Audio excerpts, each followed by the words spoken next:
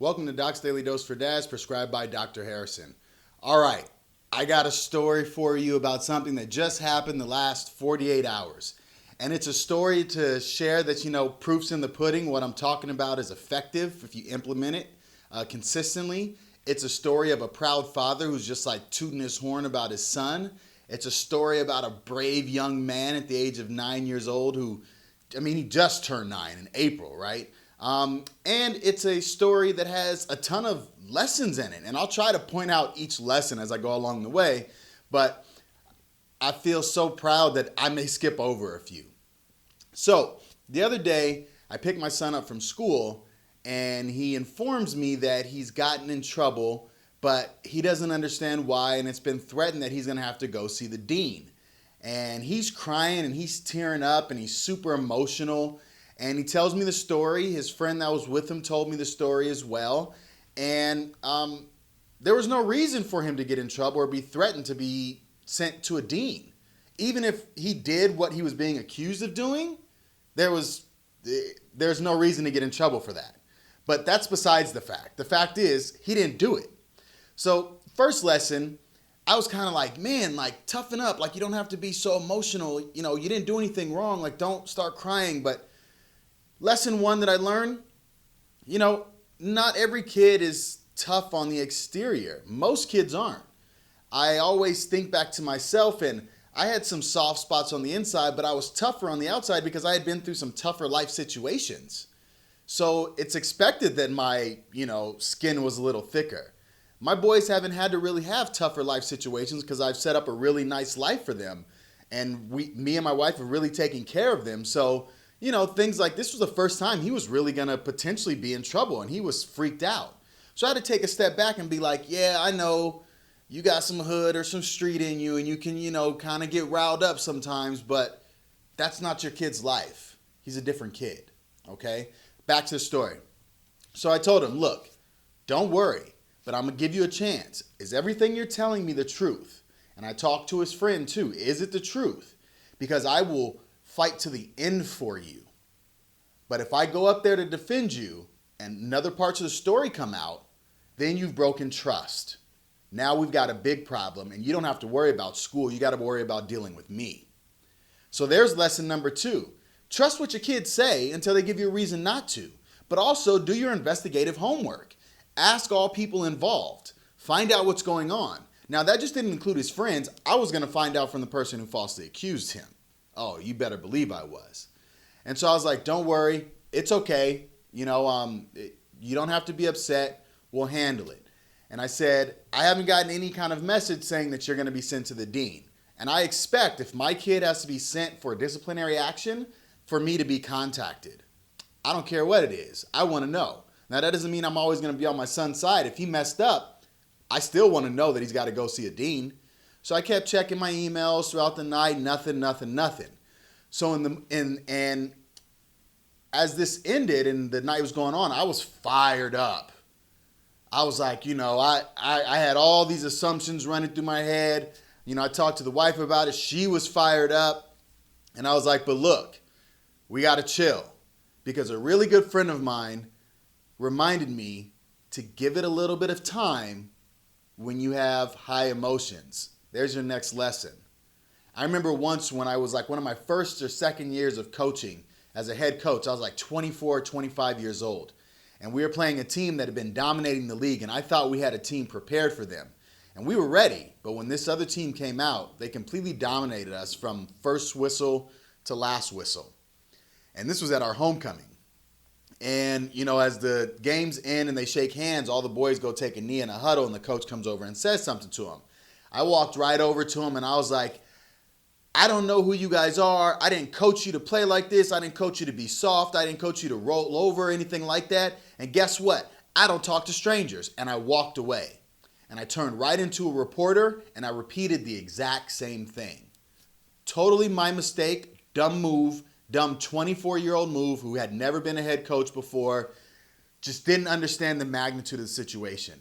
The next day, I had a 2-page, single-space type letter with references that was anonymous telling me how bad of a coach I was and all the stuff that all these coaching legends have said about what makes a good coach. And it was given to me, my athletic director, and the headmaster. Now, I still think, I can't say the B word or the F word on here, but I still think that whoever wrote that anonymous letter was weak for making it anonymous. That's part of the whole problem. That's part of the reason the boys folded. You don't have the balls to come up and say something to my face. Regardless, though, I was still wrong. I got to be man enough to admit that I was wrong in that situation, right? But that's when my buddy told me, let your emotions subside a little bit. That's what it reminded me of. And I was like, okay, I got it. So when my wife got riled up, I was like, look, we can't go barging in there. Let's wait. Tomorrow, if he gets called into the dean, I told my son, you go in there and say, if they call you in, say, have you contacted my dad? And if they said no, you tell them, I will share with you everything that happened, but you need to contact my dad first. And then I was going to head down there because I was going to be upset, not about the situation, but the fact that he was sent for disciplinary action without contacting the parent, right? And I was also going to bring in the person who falsely accused them to ask some simple questions in a very cordial and polite manner to find out that person's side of the story, as well as where their head was at when they made that accusation. So I wait. And throughout the day, I tell my son, you know my number, call me. I'm looking at my phone. I'm kind of like, I'm riled up, right? That was the other lesson. Make sure that you're there for your kids. Don't let people maneuver your children for things where they can get in trouble or anything like that without you being aware of it. And again, I was going to find out that information from the person who falsely accused him because I wanted to get that person's side of the story as well. I didn't want to just take my son's side. I wanted to get the full story. Okay? But I get no call from the school. And then so I tell my wife, well, I'm going to go pick up the boys. When I pick them up, I'm going to ask them what happened, how'd the day go, if that person who falsely accused you said anything negative towards you, if you got called into the dean and you didn't call me, whatever the case may be. And then I was going to call my wife, and if they hadn't contacted us and whatever, she was going to call and set up a meeting for tomorrow for us to go down and talk to this person who accused my son wrongly. Well, I go to pick my son up, and this is what he told me. I said, son, how was your day? What happened today? What happened with everything? How did it go? And he was like, well, my friend and I, we were going to science, and we decided maybe we should go see the dean ourselves. No one has called them in. No one said anything all day about it.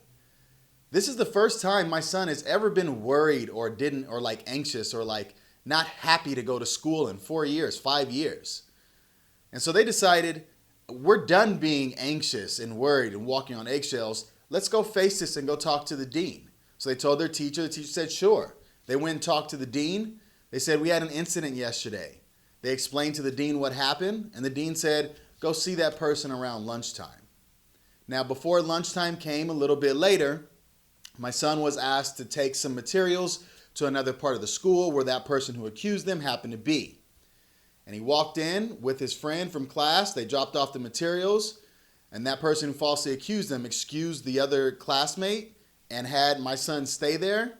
And then they apologized to my son. And they talked about how they should have listened to him and that they were sorry, that they should have been a little more open to hearing and making sure they weren't making false accusations. Yes. Hell yeah. All right. Yes, son. That is the sign of two young men. They are becoming young men. This kid just turned 9 in April. I'm not talking about them growing up fast. I'm talking about the fact that they are handling their problems themselves and they are facing it directly. Even though they were scared, they had the courage to go forth and go see the dean and get ahead of this thing and stop it in its tracks so that they weren't walking around on eggshells. Now, I don't know if the dean went and talked to this person. I don't know if this person came to their senses. Doesn't even matter, those variables involved. What matters is my son did what he was taught to do, which is speak up for yourself. Don't allow yourself to be wronged when you know you are right.